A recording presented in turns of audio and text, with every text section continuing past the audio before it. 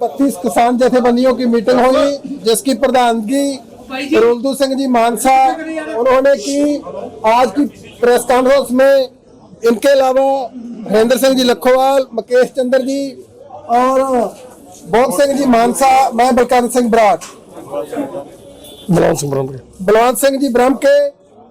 अब प्रधान जी आज की मीटिंग का जो विवरण है वो देंगे।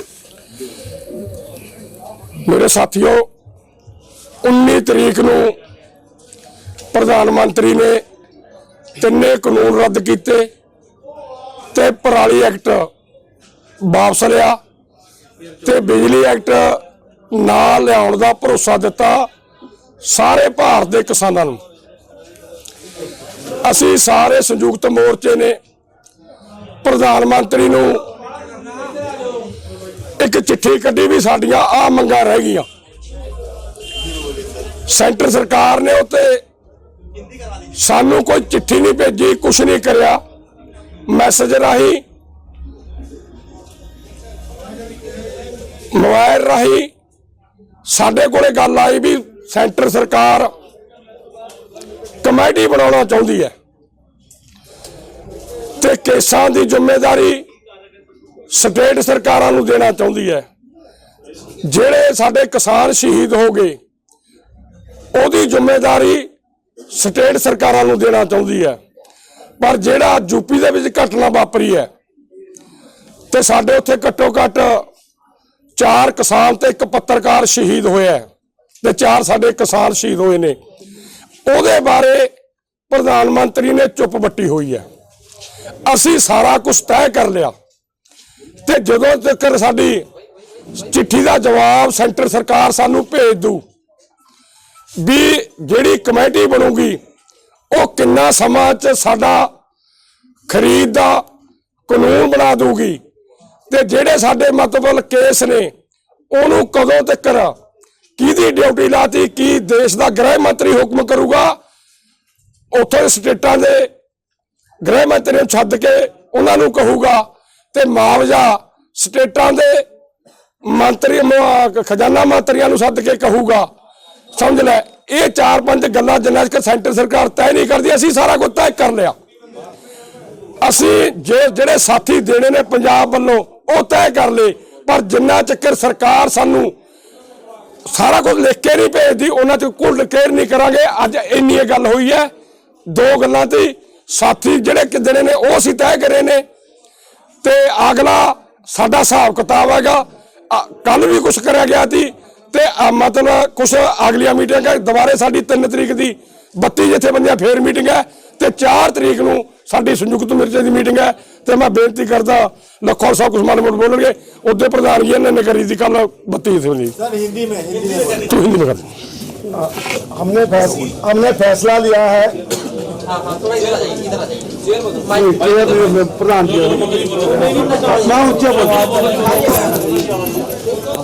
हमने फैसला लिया है कि जब तक ये सरकार हमें लिखती तौर पर ये आश्वासन नहीं देगी, ये कमेटी का नहीं देगी, जो हमारे पास जितने भी हमारे से केस दर्ज हैं उनको वापस नहीं लेगी, उतनी देर तक हम यहीं डटे रहेंगे। अब सरकार के पाले में बाल है, सरकार हमें बताए ये कमेटी कितने टाइम में फैसला लेगी, ये इसकी बनतर कैसी होगी, सरकार को बताना होगा। और केसों के लिए भी इन्होंने कहा भी हमसे मीटिंग की जाए हरियाणा से, जे हमें लिखती भेजें, हम तैयार हैं मीटिंग करने के लिए। और हमारे कल तक या परसों तक 2 दिन केस वापस लें, फिर ही हम कोई अगली 4 तरीक को फैसला लेंगे, नहीं उतनी देर तक हम यहीं डटे रहेंगे। धन्यवाद।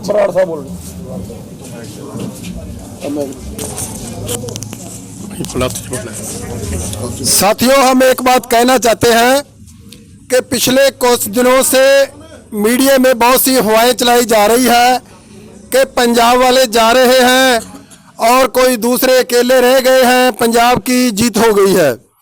ऐसी कोई बात नहीं है। जो 3 कानून रद्द हुए हैं, जो हमारी जीत हुई है, वो सबकी जीत हुई है।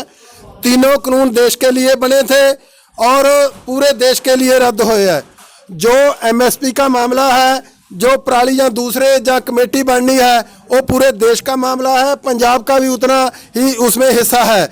इसीलिए ये अफवाहें पर मत जाएं कि हम लोग जा रहे हैं। जो हमारी मांगे हैं, जो प्रधान जी ने पहले बताई है कमेटी के बारे में, मैं उसका दोहराव नहीं करूंगा। हम ये कहना चाहते हैं कि हम सभी इकट्ठा होकर पूरे प्रांतों के लोग लड़े हैं। भले ही पंजाब का ज़्यादा हिस्सा हो, फैसलों में ज़्यादा हिस्सा हो, ये हो सकता है, लेकिन ऐसी कोई बात नहीं है। इन अफवाहों में मत आए। हम इकट्ठे लड़ रहे हैं, संयुक्त मोर्चा इकट्ठा है। जब तक हमारी जो मांगे केसों वाली एमएसपी की कमेटी बारे जो पूरी तरह कानूनी तौर पर सही नहीं हो जाता, हम कहीं नहीं जाने वाले। ये बात है। भोग सिंह जी मान कुर्सी चेंज कर।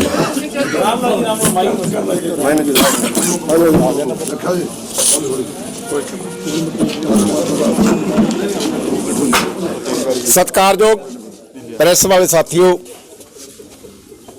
जिस तरह हम पंजाब से 6 मांगे लेकर चले थे, उनमें से हमारी एक मांग कानून जो 3 काले कानून थे वो 19 तारीख को प्रधानमंत्री ने डिक्लेयर कर दिया था, मगर उसकी प्रक्रिया 29 तारीख से पूरी हुई है।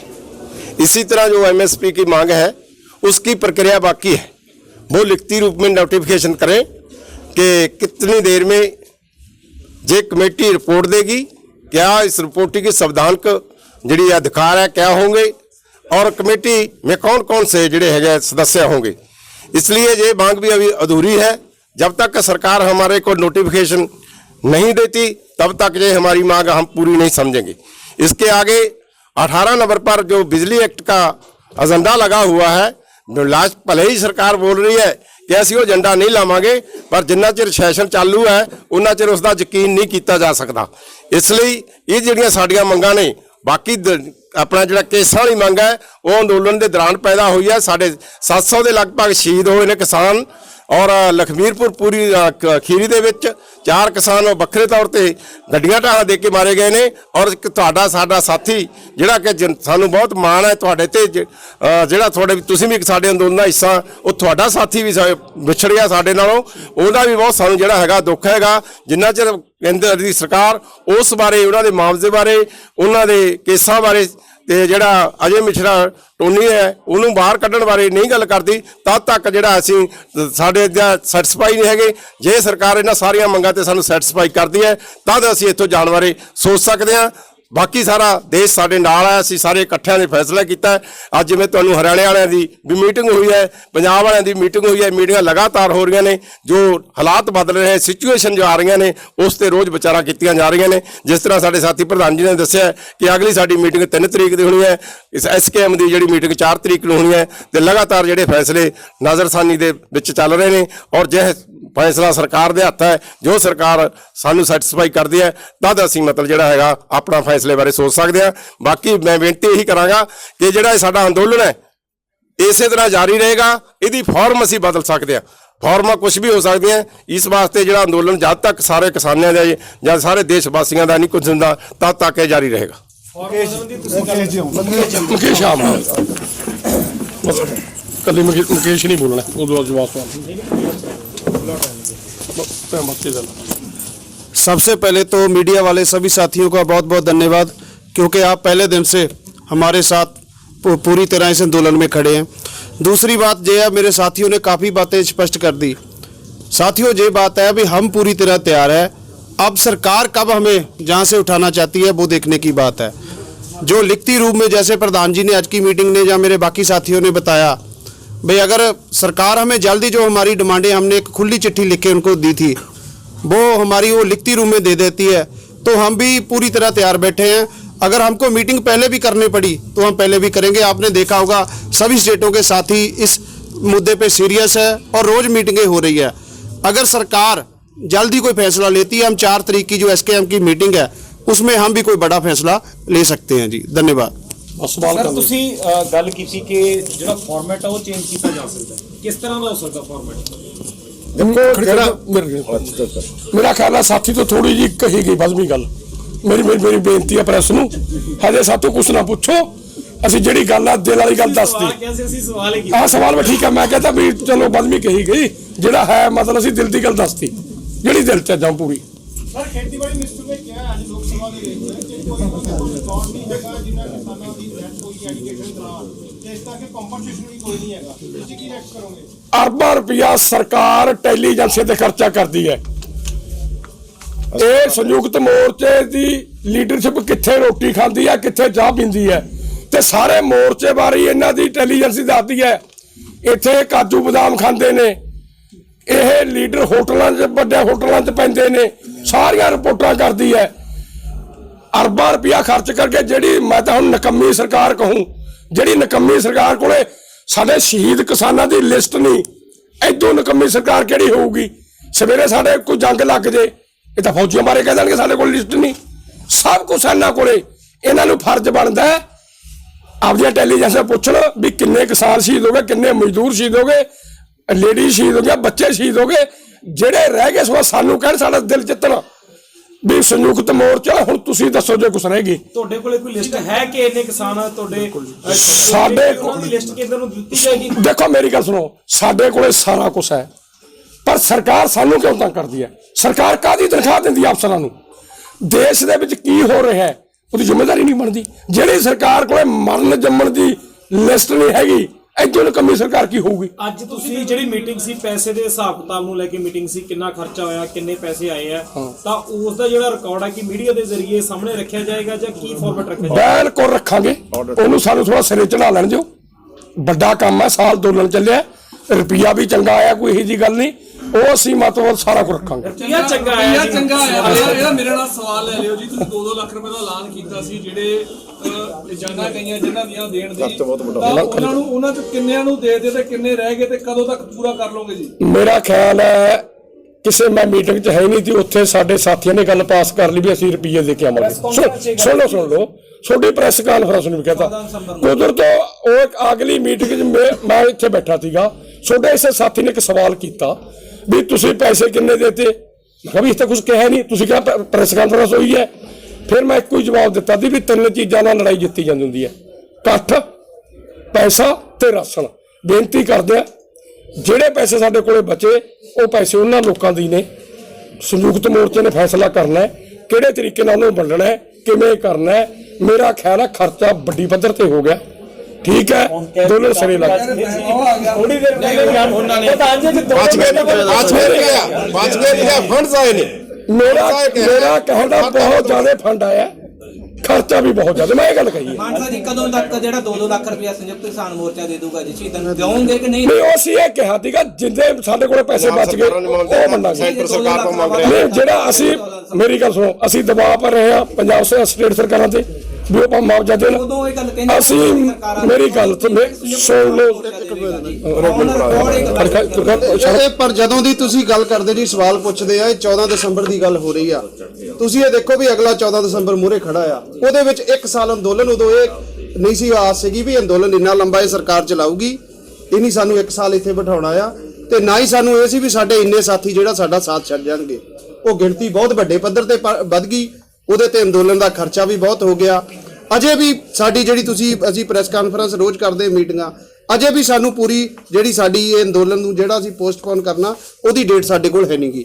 ਮੇਰੇ ਕਿੰਨੇ ਦਿਨ ਸਰਕਾਰ ਸਾਨੂੰ ਹੋਰ ਬਿਠਾਉਂਦੀ ਹੈ। ਸਰਕਾਰ ਲਗਾਤਾਰ ਕਹਿ ਰਹੇ ਕਿ ਸਰਕਾਰ ਮੁਆਵਜ਼ੇ ਤੋਂ ਭੱਜ ਰਹੀ ਹੈ, ਲਗਾਤਾਰ ਸਰਕਾਰ ਤੇ ਇਲਜ਼ਾਮ ਤਰਾਸ਼ੀਆਂ ਕਰ ਰਹੇ ਹੋ, ਪਰ ਤੁਸੀਂ ਵੀ ਇੱਕ ਬਹੁਤ ਵੱਡਾ ਵਾਅਦਾ ਸੋਚ ਸਮਝ ਕੇ ਉਦੋਂ ਕੀਤਾ ਕਿ 26 ਨਵੰਬਰ ਤੋਂ 14 ਦਸੰਬਰ 2020 ਤੱਕ ਵਾਲਿਆਂ ਨੂੰ ਦੇਤਾ ਸੀ 2-2 ਲੱਖ ਰੁਪਇਆ ਜੀ। ਉਦੋਂ ਤੱਕ 19 ਕਿਸਾਨ ਸ਼ਹੀਦ ਹੋ ਗਏ ਸੀ। ਨਹੀਂ ਦਿੱਤਾ ਜੀ ਕੋਈ, ਅਸੀਂ ਕਹੀਏ ਕੁਝ ਕਿਸਾਨਾਂ ਨੂੰ ਮੇਰਾ ਖਿਆਲ ਦੇ ਕੇ ਵੀ ਇਹਨੇ ਥੋੜੇ ਘਣੇ ਪੈਸੇ, ਬਸ ਸਾਰਿਆਂ ਨੂੰ ਨਹੀਂ ਦਿੱਤਾ।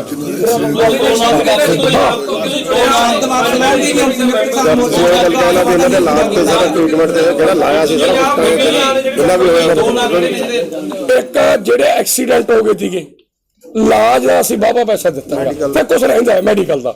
ਸਾਡੀ ਇੱਕ ਜ਼ਰੂਰ ਸਲਾਹ ਹੈ, ਸ਼ਹੀਦਾਂ ਨੂੰ ਤਾਂ ਦਬਾਵਾਂਗੇ ਜ਼ੋਰ ਤਾਂ ਕਿ ਸਰਕਾਰ ਤੋਂ, ਦੋਨਾਂ ਸਰਕਾਰਾਂ ਤੋਂ ਜ਼ੋਰ ਲਾਵਾਂਗੇ ਉਹਦਾ ਸਾਰਾ। ਜਿੰਨਾ ਮੈਡੀਕਲ ਦੇ ਪੈਸੇ ਸਾਡੇ ਬਿੱਲ ਖੜੇ ਨੇ, ਅਸੀਂ ਰੋਕ ਤੇ ਜੋ ਸਾਨੂੰ ਪਤਾ ਲੱਗੇ ਪੈਸਾ ਘਟੂਗਾ, ਉਹ ਮੈਡੀਕਲ ਬਿੱਲ ਅਸੀਂ ਰੁਕੇ ਹੋਏ ਨੇ। ਸਾਡੀ ਸਲਾਹ ਪਹਿਲਾਂ ਸੀ ਮੈਡੀਕਲ ਵਾਲਾ ਬਿਨਾਂ ਦਾ ਨਿਪਟਾਰਾ ਕਰ। ਰਮਨ ਜੋ ਜਾਣਕਾਰੀ ਹੈ ਕਿ ਕੁਝ ਕਿਸਾਨ ਜਥੇਬੰਦੀਆਂ ਨੇ ਸੰਯੁਕਤ ਕਿਸਾਨ ਮੋਰਚਾ ਆਏ ਫੰਡ ਚੋਂ ਆਪਣੇ ਟੈਂਟ ਵੀ ਬਣਵਾਏ, ਗੱਡੀਆਂ ਦਾ ਖਰਚਾ ਵੀ ਲਿਆ, ਜੋ ਐਕਸੀਡੈਂਟ ਹੋ ਗਏ ਕਿ ਉਹਨਾਂ ਦਾ ਖਰਚਾ ਭਰਪਾਈ ਉਹ ਤੇ ਰੱਖੋਗੇ ਤੁਸੀਂ ਜੀ? ਵਾਜਬ ਸੀ ਉਹ ਖਰਚੇ ਆਪਣਾ ਟੈਂਟ ਬਣਾਉਣ ਚੋਂ ਸੰਯੁਕਤ ਕਿਸਾਨ ਮੋਰਚੇ ਪੈਸਾ ਲੈ ਲਈ? ਸੁਣੋ ਖਰਚੇ ਸਾਡੇ ਸਾਰੇ ਵਾਜਬ ਸੀ, ਪਰ ਜਿੱਦੇ ਅਸੀਂ ਇੱਥੇ ਆ ਕੇ ਬੈਠੇ ਸੀ ਮੋਰਚੇ ਦਾ ਉਹ ਹਾਲਾਤ ਸੀ ਜਿਵੇਂ ਪਾਕਿਸਤਾਨ ਨਾਲ ਜੰਗ ਲੱਗਣੀ ਹੋਵੇ। ਸਾਨੂੰ ਐ ਜੀ ਕਦੋਂ ਹਮਲਾ ਹੋ ਜੇ, ਉਦੋਂ ਨਾ ਇੱਥੇ ਸਪੀਕਰ ਵਾਲਾ ਖੜਦਾ ਸੀ ਨਾ ਤੰਬੂ ਵਾਲਾ ਖੜਦਾ ਸੀ। ਅਸੀਂ ਆਪਦੇ ਕੋਲ ਮੰਗੇ ਇਹਨੇ ਆਪੇ ਕੋਈ ਲੋਕ ਲੈ ਗਏ। ਸੰਯੁਕਤ ਮੋਰਚੇ ਸੋਚਿਆ ਵੀ ਕੁਛ ਨਾ ਕੁਛ ਤਰਪਾਲਾਂ ਲਿਆ ਕੇ ਦੇ ਦਿਓ, ਫਰਜ਼ੀ ਬੰਦਾ ਸਾਡਾ ਜੋ ਪੈਸਾ ਸਾਡੇ ਕੋਲ ਲਿਆ ਕੇ ਦਿੱਤੀਆਂ ਨੇਗੀਆਂ। ਮੇਰਾ ਕਹਿਣ ਦਾ ਮਤਲਬ ਉਦੋਂ ਬਾਅਦ ਅਸੀਂ ਸਾਰੀ ਸਥਿਤੀ ਕੰਟਰੋਲ 'ਚ ਕਰ ਲਈ। ਪਰ ਜੇਕਰ ਕੋਈ ਬਿਲਕੁਲ ਨਹੀਂ ਦੱਸ ਸਕਦੇ, ਸਾਨੂੰ ਨਹੀਂ ਪਤਾ ਜਦੋਂ ਲਿਖਤੀ ਆ ਜਾਊਗਾ ਸਰਕਾਰ ਦਾ, ਜਦੋਂ ਸਰਕਾਰ ਕੋ ਦੇ ਦੂ। ਸੰਗਠਨ ਕਹਿ ਰਿਹਾ ਕਹਿੰਦੇ ਬੱਤੀਆਂ ਦਾ ਇੱਕ ਸਾਂਝਾ ਮੋਰਚਾ ਬਣਾਇਆ ਜਾਏਗਾ, ਪੰਜਾਬ ਦੇ ਵਿੱਚ ਇਲੈਕਸ਼ਨ ਦੀ ਤਿਆਰੀ ਕੀਤੀ ਜਾ ਰਹੀ ਹੈ। ਨਹੀਂ ਬਿਲਕੁਲ ਨਹੀਂ, ਬਿਲਕੁਲ ਨਹੀਂ। ਜਿੰਨਾ ਚਿਰ ਇੱਥੋਂ ਖੜਾ ਨਹੀਂ ਜੁੜਦਾ ਝਾਕਦੇ ਵੀ ਨਹੀਂ, ਜਿਵੇਂ ਕੱਟਾ ਮੈਂ ਕਿ ਨਹੀਂ ਨਾ ਜਾਂਦਾ ਹੁੰਦਾ ਪੂਛ ਮਾਰ ਕੇ ਜਮਾ ਨਹੀਂ ਜਾਂਦੇ।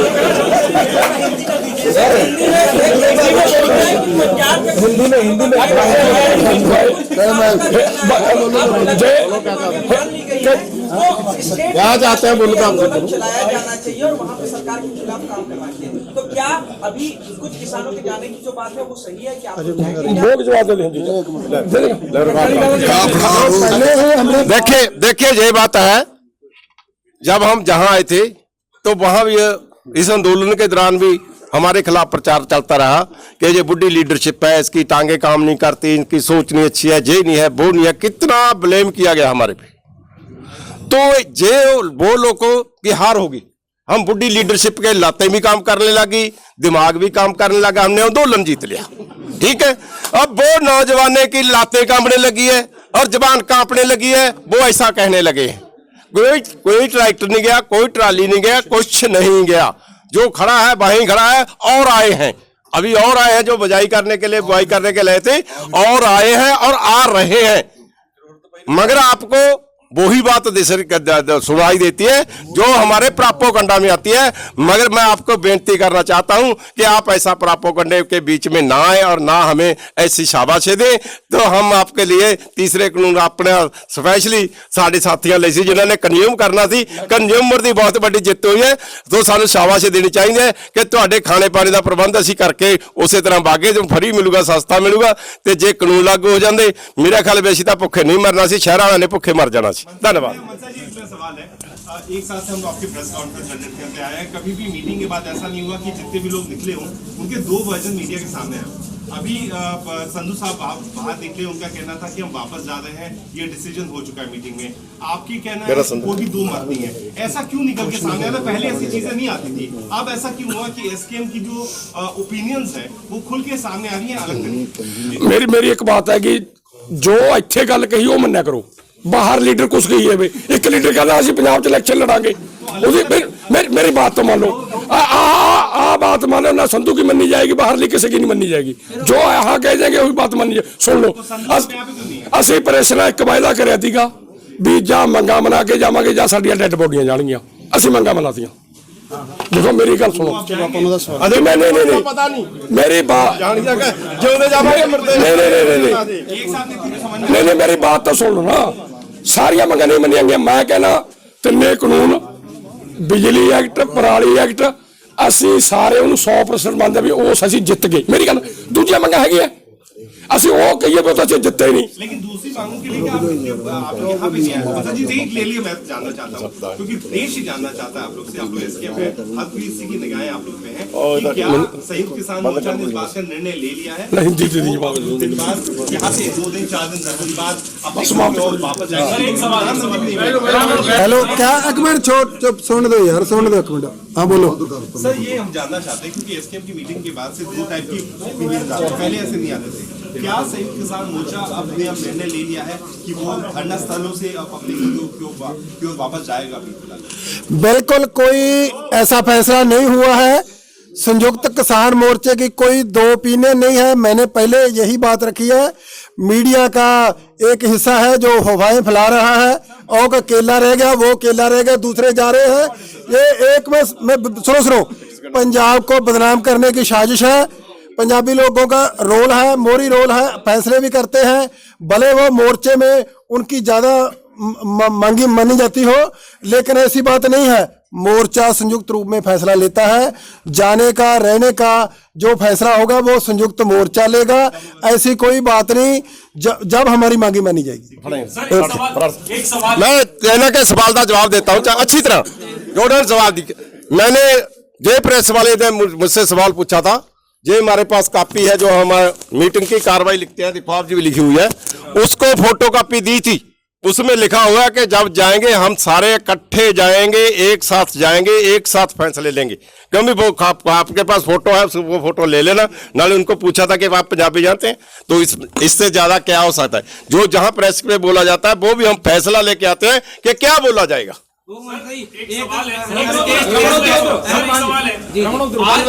आप लोगों ने परसों की मीटिंग के बाद जो आज 40 किसान संगठनों की बैठक बुलाई थी, वो बैठक आप लोग क्यों नहीं करवा पाए? ये बहाना मत बताइए। वो ऐसा चंडीगढ़ में मीटिंग थी, चंडीगढ़ में आज कोई मीटिंग नहीं। वो ऐसा है कि उन्होंने रखी थी, उन्होंने मीटिंग रखी थी, उसमें कंफ्यूज हो गया। कंफ्यूज होने के कारण हमें वो छोड़ना पड़ा। कंफ्यूजन की वजह क्या थी? वो वजह थी कि खट्टर जी ने मीटिंग बुलाई है, कि खट्टर जी ने मीटिंग बुलाई है। सो साथियों धन्यवाद। हाँ जी, डिनाई कर रहे हो कि हमारे कोई आधिकारिक तौर पर सद्दा नहीं है। आप बोल रहे हो कि ਜਾਰੀ ਕੀਤਾ ਕਿ ਹਰਿਆਣਾ ਸਰਕਾਰ ਵੱਲੋਂ ਕੋਈ ਵੀ ਸੁਨੇਹਾ ਨਹੀਂ ਆਇਆ ਗੱਲਬਾਤ ਲਈ। ਦੂਜੇ ਪਾਸੇ ਤੁਸੀਂ ਕਹਿ ਰਹੇ ਹੋ ਕਿ ਹਰਿਆਣਾ ਸਰਕਾਰ ਨੇ ਸੱਦਾ ਦਿੱਤਾ ਸੀ। ਸੰਯੁਕਤ ਕਿਸਾਨ ਮੋਰਚੇ ਦਾ ਪ੍ਰੈਸ ਨੋਟ ਹੈ ਜੀ। ਜਿਹੜਾ ਆਫੀਸ਼ੀਅਲੀ ਸੱਦਾ ਹੁੰਦਾ ਆ ਉਹ ਰਿਟਨ ਦੇ ਵਿੱਚ, ਜਿੱਦਾਂ ਪਹਿਲਾਂ ਪ੍ਰਧਾਨ ਜੀ ਨੇ ਕਿਹਾ, ਬਾਈ ਉਹ ਰਿਟਨ ਦੇ ਵਿੱਚ ਆਵੇ। ਹਰਿਆਣੇ ਵਾਲੇ ਸਾਥੀਆਂ ਨੇ ਥੋੜਾ ਇਸ ਚੀਜ਼ ਦਾ ਸੀਗਾ ਵੀ ਸਾਡੇ ਬਹੁਤ ਸੰਗਠਨ ਆ, ਉਹਨਾਂ ਨੂੰ ਮੋਬਾਈਲ ਰਾਹੀਂ ਇਹ ਸੱਦਾ ਆਇਆ, ਕੋਈ ਰਿਟਨ ਦੇ ਵਿੱਚ ਸੱਦਾ ਨਹੀਂ ਆਇਆ।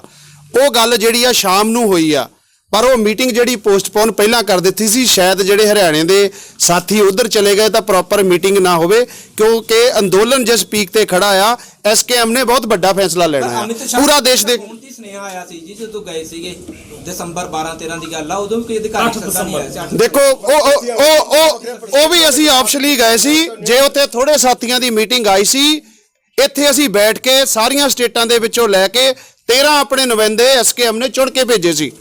ਪੂਰੀ ਸਲਾਹ ਦੇ ਨਾਲ ਉਹ ਵੀ ਮੀਟਿੰਗ ਹੋਈ ਸੀ, ਕੋਈ ਚੋਰੀ ਮੀਟਿੰਗ ਨਹੀਂ ਹੋਈ ਸੀ। ਉਹਨੂੰ ਅਸੀਂ ਆਪਸ਼ਲੀ ਮੀਟਿੰਗ ਕਹਿ ਸਕਦੇ ਹਾਂ ਜੀ। 3 ਤਰੀਕ ਦੀ ਮੀਟਿੰਗ ਦੇ ਕੀ ਏਜੰਡੇ ਆ? ਬਾਰ-ਬਾਰ ਮੀਟਿੰਗਾਂ ਕੀਤੀਆਂ ਜਾ ਰਹੀਆਂ ਬੈਕ ਟੂ ਬੈਕ। 3 ਤਰੀਕ ਦੀ ਮੀਟਿੰਗ ਦਾ ਕੀ ਏਜੰਡਾ ਰਹਿਣ ਵਾਲਾ? ਦੇਖੋ, ਜਿੱਥੇ ਅੰਦੋਲਨ ਖੜਾ ਆ, ਜਿੱਦਾਂ ਅਸੀਂ ਮਾਨਸਾ ਸਾਹਿਬ ਨੇ ਪਹਿਲਾਂ ਦੱਸਿਆ, ਅਸੀਂ ਮੰਗਾਂ ਆਪਣੀਆਂ ਰੱਖੀਆਂ ਆ। ਰੋਜ਼ ਕੋਈ ਨਾ ਕੋਈ ਮੰਗ ਤੇ ਜਿਹੜਾ ਸਰਕਾਰ ਬਿਆਨ ਦੇ ਰਹੀ ਆ, ਤੇ ਐਸਕੇਐਮ ਵੀ ਉਸ ਹਿਸਾਬ ਨਾਲ ਅਗਲੀਆਂ ਮੀਟਿੰਗਾਂ ਕਰਕੇ ਉੱਤੇ ਫੈਸਲਾ ਲੈ ਰਿਹਾ, ਅਗਲੀ ਰਣਨੀਤੀ ਬਣਾ ਰਿਹਾ। ਚੱਲ ਕੇ ਮੋਰਚਾ ਅਗਲੇ 20 ਦਿਨ ਟਿਕਿਆ ਹੋਇਆ, 20 ਦਿਨ ਇੱਥੇ ਰਹੇਗਾ। ਇਹ ਸਰਕਾਰ ਤੇ ਡਿਪੈਂਡ ਹੈ ਜੀ। ਸ਼ਾਇਦ ਸਾਨੂੰ ਕੱਲ ਨੂੰ ਠਾਲ ਦੇਵੇ, ਕੱਲ ਨੂੰ ਸਾਡੀਆਂ ਮੰਗਾਂ ਮੰਨ ਲਵੇ। ਜੇ ਮੰਨਦੀਆਂ ਤਾਂ ਫਿਰ ਅਸੀਂ ਬੈਠ ਕੇ ਕੀ ਕਰਨਾ? ਮੰਗ ਰਹੇ ਹੋ ਕਿ ਸਰਕਾਰ ਨਾਲ ਬੈਠਕ ਚਾਹੁੰਦੇ? ਨਹੀਂ, ਇਹ ਜ਼ਰੂਰੀ ਨਹੀਂ ਜੀ। ਸਾਡੀ ਕੋਈ ਬੈਠਣ ਨਾ ਮਨਸ਼ਾ ਨਹੀਂ। ਸਾਡੀਆਂ ਜਿਹੜੀਆਂ ਮੰਗਾਂ ਪੂਰੀਆਂ ਹੋ ਜਾਣ, ਸਾਡੀਆਂ ਉਹੀ ਸਾਡੀ ਮਨਸ਼ਾ ਆ, ਉਹੀ ਐਸਕੇਐਮ ਦੀ ਆਵਾਜ਼ ਆ। मुख्यमंत्री अगर आज घोषणा करते हैं कि वे बच्चे वापस ले रहे हैं, तो क्या आज ये आंदोलन समाप्त हो जाएगा? नहीं, अभी प्रोसेस में तो आए, कोई लिखती में आए। चलो धन्यवाद। ਸਾਰੀਆਂ ਮੰਗਾਂ ਵੀ ਜਦੋਂ ਮੰਨ ਗਏ, ਉਦੋਂ ਵੀ 5 ਮੀਟਿੰਗਾਂ ਕਰਾਂਗੇ, ਫਿਰ ਉੱਠਾਂਗੇ।